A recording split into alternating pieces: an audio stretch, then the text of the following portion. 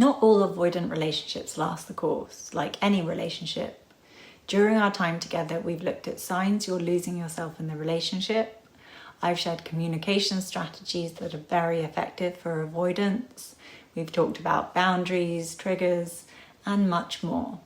Now, there is one thing above all to look out for that's a sign your avoidant relationship will or won't last, and that's growth. If changes are happening, even slowly, say a bit more openness, consistency, connection, it's a sign that your relationship has potential. People don't change overnight when it comes to things like this. Take opening up. Opening up might feel very natural to you, but for someone who's avoidantly attached, it's really scary. So they will likely do it in baby steps. In practice, this might look like them texting after an argument instead of disappearing, or saying, "I don't know how to talk about this, but I'm trying." It might look like them needing 20 minutes to calm down during conflict rather than totally shutting down, and they say this to you. It could be them asking how you're feeling, even if it's a bit awkward, because they're learning to engage. Growth in this area takes time, discomfort, and conscious effort. It's not about looking for perfection or instant transformation. You're looking for somewhat consistent direction. And sure, you might have some bumps in the road, but you want the overall trajectory to be in that direction.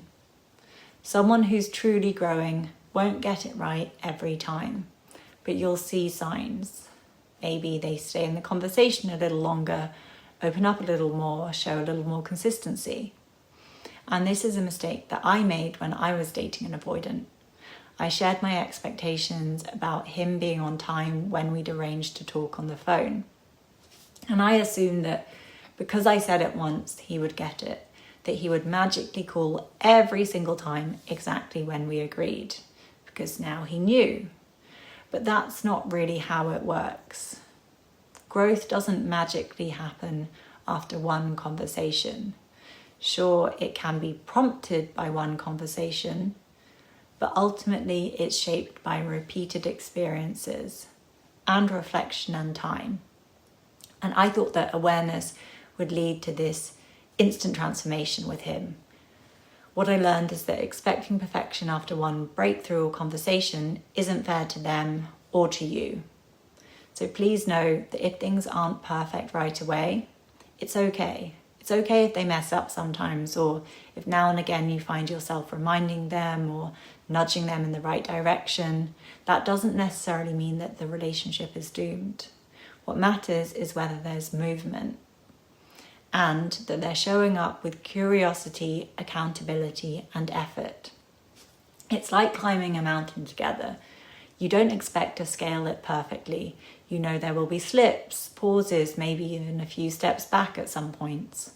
But you know that you're generally moving in the right direction, that they're still climbing, even if it's not a perfectly straight journey up. And what you don't want to be is the one who's carrying all the gear, the one who's always pushing forward while they're staying frozen at base camp. Then you're not climbing together, you're hiking alone while hoping that they'll catch up someday. And speaking of that, it's okay if you do need more than they can give. Knowing your limits isn't failure, it's self-respect, it's strong. And this is also where core boundaries and preference boundaries come into play. If a core boundary is violated, potentially even once, and definitely consistently, the relationship becomes damaging, no matter how much potential there is. Preference boundaries are the ones you can flex a little.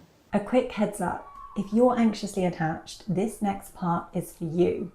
If you constantly overthink, spiral, second guess yourself, we've got something that can help.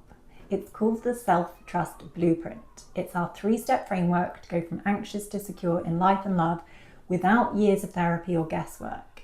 And we're giving it away for free, for a limited time. And honestly, I'm super passionate about it because I've seen it change so many lives. It's the exact framework I used myself to become securely attached, and my life is so much better for it. We've helped over 5,000 people find love through SoSynced. Our work has been featured in Forbes, Cosmopolitan, the New York Times, and many more. And we've spent years refining the exact tools you'll find inside this blueprint. So if you're ready to go from spiraling to secure, sign up via the link in the description box to get it while it's still available.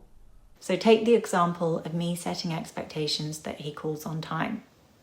That was a preference boundary. I like to be able to plan my evenings. But when he forgot one time and called an hour late, that ultimately wasn't a betrayal of trust. That was just life. And at the time, I was in that mindset of expecting perfection. And it took me a while to realize that slipping up occasionally doesn't mean that someone isn't trying. Growth does take time. But you can also choose not to wait for it. It isn't always right to wait. You can hold space for someone and still say, this isn't enough for me right now. It doesn't make you cold. It doesn't mean that you didn't care. It just means you're honoring your own timeline, your own needs, and your own reality. Sometimes walking away isn't about giving up on them. It's about choosing not to abandon yourself while they figure out how to show up.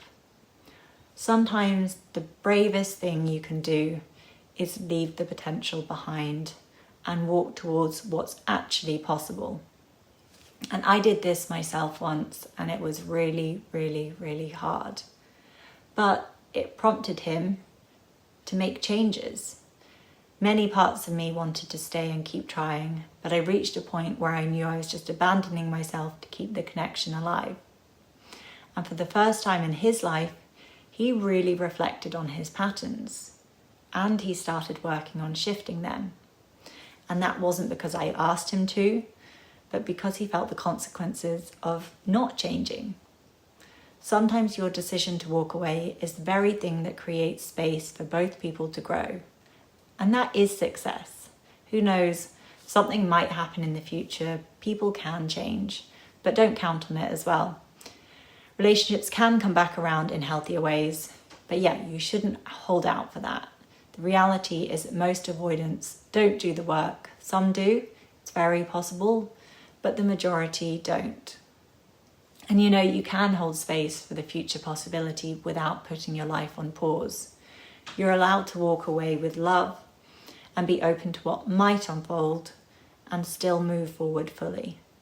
But the point here isn't to leave so they do change. I actually didn't expect the avoidant I was dating to start a healing journey because we broke up. In fact, I was completely shocked when I found out. And I'm pleased to say his healing journey is going well. We're now good friends, and I'm super proud of where he's got to.